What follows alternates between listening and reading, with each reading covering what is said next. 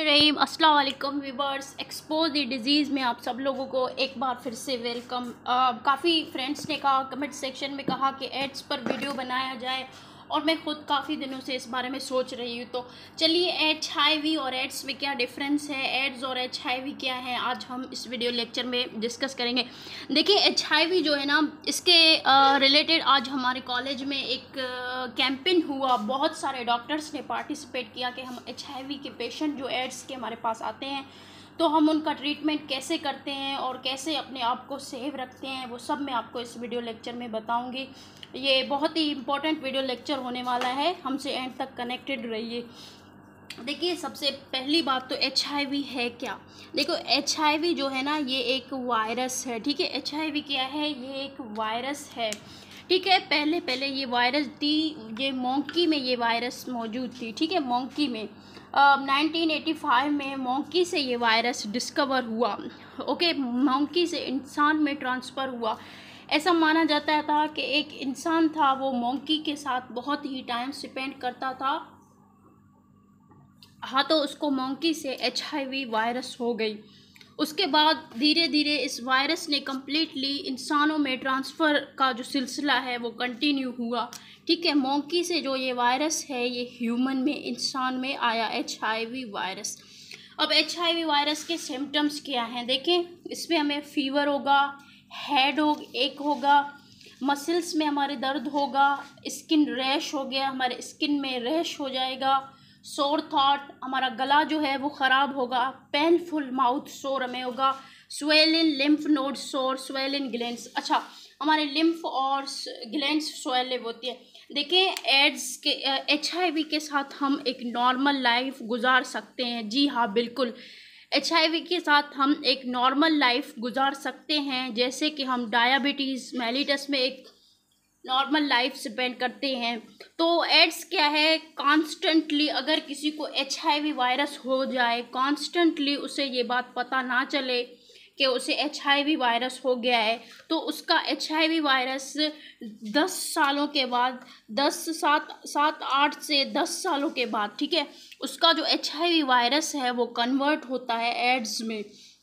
देखो, HIV का full form क्या है, ह्यूमन इम्यूनो डेफिशिएंसी वायरस। ठीक है, अब ये जो वायरस है एड्स से HIV से कन्वर्ट होकर एड्स में हो गया, तो एड्स में उसकी जो ट्रीटमेंट है वो नामुमकिन है। लगभग इंसान जो है लास्ट स्टेज में एड्स में चला जाता है। ठीक है, constantly presence of HIV leads to AIDS. Constantly HIV मौजूद होने से हमें एड्स होता है। ठीक है, अब देखिए, HIV जो है, HIV वाले ट्रीटमेंट के थ्रू एक नॉर्मल लाइफ स्पेंड करते हैं। आज हमारा कैंपिंग हुआ, उसमें सर ने हमें डिटेल में इसके बारे में बताया कि हम अपने आप को इससे प्रोटेक्ट कैसे बचाएं, और मैंने सोचा कि इस पर एक वीडियो लेक्चर बनाया जाए, आपके साथ शेयर किया जाए।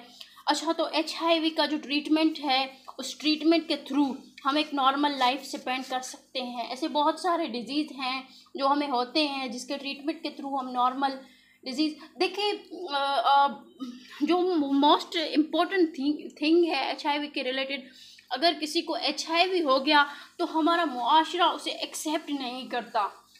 लोग ऐसा कहते हैं, ज़रूर इसने कुछ बुरा किया होगा कि इसको HIV हो गया। हमारा मुआशरा जो है वो इसको एक्सेप्ट नहीं करती। ठीक है, लेकिन हकीकत में ऐसा कुछ भी नहीं है। आप कहीं जा रहे हो, आपका एक्सीडेंट हो गया हो, आपका हाथ टूट गया हो, आपका पैर टूट गया हो, आप लंगड़े हो गए हैं, तो भी दुनिया आपको एक स्टिग्मा होती है कि एक आपके ऊपर एक तोहमत लगती है कि ये लंगड़ा है। इस तरह जैसे एड्स हो गया तो लोग उसे शक की नज़र से देखते हैं, उससे दूर भागने की कोशिश करते हैं। तो इसीलिए ऐसा बिल्कुल भी नहीं है। जिसे HIV वायरस है उसे दूर भागने का बिल्कुल भी नहीं किया करें कोशिश, हमेशा उसको फेस किया करें, उसे अपना फ्रेंड ही समझा करें। ठीक है, HIV और एड्स में ये डिफरेंस था। HIV जो है उसे हम अनट्रीटेड छोड़ दें, बहुत ज़्यादा वक्त के लिए हम इसकी इलाज ना करें, 5-10 सालों से तो ये कन्वर्ट हो जाती है एड्स में। ठीक है। HIV जो है वो HIV में लोग नॉर्मल लाइफ स्पेंड कर सकते हैं ट्रीटमेंट के थ्रू। हाँ, लेकिन HIV का अभी तक कोई प्रॉपर वैक्सीनेशन नहीं आया। कुछ मेडिसिन के थ्रू इसको नॉर्मल लाइफ तक जी सकते हैं। अब देखिए मोड ऑफ ट्रांसमिशन, यानी ये एक इंसान से दूसरे इंसान में कैसे फैलता है। सबसे पहले तो आए बॉडी फ्लड, हमारा जो बॉडी फ्लड है उसके थ्रू, ठीक है। अब किसी एड्स वाले बंदे के साथ हाथ मिलाने से ये डिज़ीज़ कभी नहीं फैलती। उनके साथ आप जाया करें, बैठा करें, हमदर्दी का इजहार किया करें, उनसे दूर भागने की कोशिश मत किया करें, क्योंकि ये चीज़ इससे नहीं फैलती, बॉडी फ्लड से फैलती है। अब देखिए बॉडी फ्लड कैसे, हमारा जो ब्लड है, सपोज़ करें कोई एक शेविंग मशीन है जो किसी ने यूज़ किया, इन्फेक्टेड पर्सन ने HIV से, तो वही जो है ना, वही शेविंग मशीन उसे कट लग गई, उसकी ब्लड उसमें लग गई, फिर वो नॉर्मल पर्सन ने यूज़ किया। ऐसे में एक इन्फेक्टेड पर्सन से नॉर्मल पर्सन को ये डिज़ीज़ होती है। और हॉस्पिटल में जो सिरिंजेस होते हैं, एक सिरिंज हम 10 लोगों को लगाते हैं, तो उससे भी ये डिज़ीज़ ट्रांसमिट हो सकती है सीरम की वजह से। अच्छा, फीमेल में वेजिनल फ्लड, यानी फीमेल में वेजिनल फ्लड के थ्रू जो है ये ट्रांसफ़र हो सकती है। मेल में भी ट्रांसफ़र हो सकती है स्पर्म के थ्रू। अगर किसी को मेल को एड्स है तो फीमेल को हो सकती है, पार्टनर को, ठीक है। एक पार्टनर से दूसरे पार्टनर में ये डिज़ीज़ हो जाती है, इसीलिए इसको कहते हैं सेक्सुअल ट्रांसमिटेड डिजीज़। ओके, यहाँ तक क्लियर है। उसके बाद मदर इन प्रेगनेंसी, एक मदर है वो प्रेग्नेंट है, उस मदर का जो HIV वायरस है वो उसके बच्चे में आसानी से फैल जाता है थ्रू प्लेसेंटा के ज़रिए ये डिज़ीज़ फैल जाता है।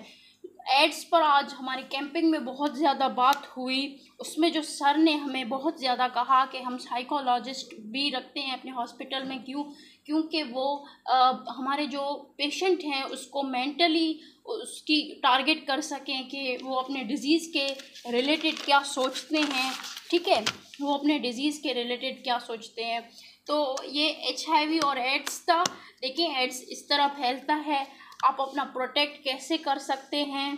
देखिए अगर किसी को एड्स है, आप उससे भागने की कोशिश मत करें। उसकी जो कुछ चीज़ें हैं, जैसे कि उसकी शेविंग मशीन है, उसकी ब्लड वाली चीज़ें हैं, बस आप वो अलहदा कर लें, आपको किसी भी किस्म का एड्स नहीं होगा, ठीक है। बाकी एड्स से भागने का मकसद बिल्कुल नहीं है। अल्लाह ताला ने ज़िंदगी सबको दिया है और बीमारियां भी अल्लाह ताला ने सबको दिए हैं, ठीक है। हमें अब देखो, हमें से किसी को डायबिटीज़ मेलिटस हो जाता है तो वो भी कॉन्स्टेंटली अपनी पूरी लाइफ में इस चीज़ से सफ़र कर रहा होता, लोग उसे नहीं शक की निगाह से देखते हैं। लेकिन जिसे एड्स हो जाते हैं लोग उसे कहते हैं कि इसे भला बुरा कहते हैं, कि ज़रूरी उसके कैरेक्टर के ख़िलाफ़ आवाज़ करते हैं। तो देखिए ये बहुत गलत चीज़ है, हमें ऐसा नहीं करना चाहिए। एक तो जो HIV वाले पेशेंट हैं वो ऑलरेडी बहुत ज़्यादा परेशान हैं, हमें उनकी परेशानी में मज़ीद इजाफ़ा नहीं करना चाहिए। हमें जो है उनको दिलासा देना चाहिए, उनसे हमदर्दी करनी चाहिए, क्योंकि ये डिज़ीज़ है, इत्तेफाक से एक पर्सन से दूसरे पर्सन को हो गया है, खुदा न खास्ता कल उसको हो गया है, आज हमें हो सकता है एक्सीडेंटली। आई नो, अल्लाह करे किसी को ना हो, बट एक्सीडेंटली हो गया है, ठीक है। वैसे तो अगर हमें किसी का पता होगा कि इसको HIV एड्स है, हम उससे दूर भागेंगे। अगर हमारा कोई दोस्त होगा, हमें पता नहीं होगा उसे HIV है, तो हम उसके पास जाएंगे, उससे बातें करेंगे, तो दैट्स नेचुरल। इसे ये एक डिज़ीज़ है, इसे एक डिज़ीज़ की तरह लें और प्लीज़ इसकी जो ट्रीटमेंट है वो बर वक्त इलाज शुरू करें। देखिए बर वक्त इलाज शुरू करने से क्या होगा, आपकी हेल्थ जो है वो काफ़ी बेहतर होगी। आपको बहुत ज़्यादा पेन है, ठीक है, आपको बहुत ज़्यादा पेन है, आप टैबलेट नहीं लेते हो, आप कहते हो कि मुझे टैबलेट अच्छी नहीं लगती।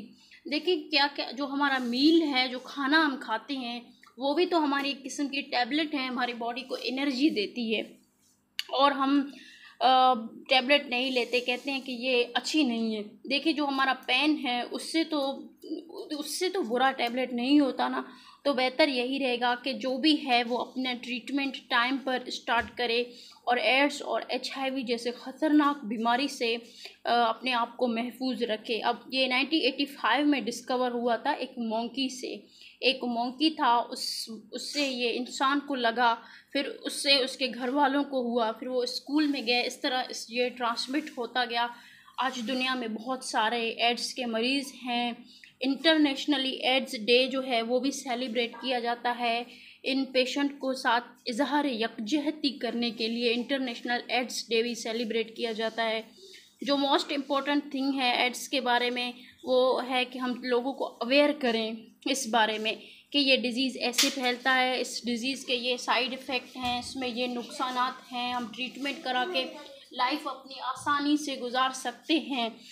ये भी अल्लाह ताला की दी हुई नेमत है। कहते हैं कि किसी का सच पता चलना भी अल्लाह ताला की नेमत है। बिल्कुल उसी तरीके से टाइम पर HIV वायरस का तो पता चलना भी वायरस है, ठीक है। उसके बाद मैं आपको एड्स के बारे में एक और चीज़ बताऊं। जैसे एड्स होता है उसका इम्यून सिस्टम जो है वो कम्प्लीटली डिस्ट्रॉय हो जाता है। अगर आपका इम्यून सिस्टम डिस्ट्रॉय होगा तो दूसरे डिजीज़ आप पर हावी हो जाएंगे, ठीक है। सब मैं आपको मिसाल देती हूँ। आप नॉर्मल हैं, एक्टिव हैं, आप पर कोई हमला नहीं करता। जब आप बूढ़े हो जाते हैं तब सब आप पर हमला करना शुरू कर जाते हैं। बिल्कुल इसी तरीके से जब तक हमारे बॉडी में हमारा इम्यून सिस्टम है, दूसरे डिजीज़, दूसरे वायरसेस जो हैं, अदर पैथोजेनिक जो हैं वो हम पर हमला नहीं कर सकते, ठीक है, हमला नहीं कर सकते। जैसे ही हमें एड्स होगा हमारा इम्यून सिस्टम जो है वो डिस्ट्राइव हो जाएगी। अगर हमारा इम्यून सिस्टम जो है वो डिस्ट्राइव हो गया तो बाकी सारे डिजीज़ हमें होंगे। जैसे बार बार हमें डायरिया होगा, बार बार हमें बुखार होगा। अब क्लिनिक में क्या होता है, बहुत सारे पेशेंट जो हैं वो आते हैं, उनको बार बार डायरिया होता है, बार बार फीवर होता है। यहाँ पर जो आउट स्टेट में लोग हैं वो भी ऐसा करते हैं, बार बार उनको डायरिया फीवर हो जाती है, वो जाकर लोकल डॉक्टर को दिखाकर डायरिया और फीवर की ट्रीटमेंट लेते हैं। लेकिन असल में उनको पता नहीं होता, जब तक वो किसी अच्छे डॉक्टर तक पहुँचे कई साल भी लग जाते हैं। HIV एड्स में भी कन्वर्ट होता है। तो सबसे ज़्यादा इम्पोर्टेंट चीज़ है कि लोगों को अवेयर करना इस डिज़ीज़ के रिलेटेड कि ये डिज़ीज़ ऐसे है, ये डिज़ीज़ ऐसे हो सकता है। अवेयरनेस, एजुकेशन, इसीलिए ही कहते हैं ना कि एजुकेशन हासिल करना चाहिए। एजुकेशन हमें क्या करती है, एजुकेशन जो है वो हमें अवेयर करती है, हमें एक प्रॉपर लाइफ, एक अच्छी लाइफ जीने का तरीका जो है वो तालीम सिखाती है, ठीक है। इससे पहले भी तो दुनिया में लोग रहते थे लेकिन उनके पास एजुकेशन नहीं था, वो इसीलिए नाकाम थे। अल्हम्दुलिल्लाह आज के ज़माने में बहुत सारा एजुकेशन है। तो ये मेरा एड्स का वीडियो लेक्चर मैं यहाँ पर एंड करूँगी। अगर आप में से किसी को भी क्वेश्चन है तो आप कमेंट सेक्शन में मुझसे पूछ सकते हैं। और एड्स के अलावा ज़्यादा से ज़्यादा इस वीडियो को शेयर करें ताकि लोगों में अवेयरनेस हो सके, वो HIV वाले पेशेंटों से भाग ना सके, उनके साथ इजहार यकजहती कर सकें। तब तक के लिए खुदा हाफिज़।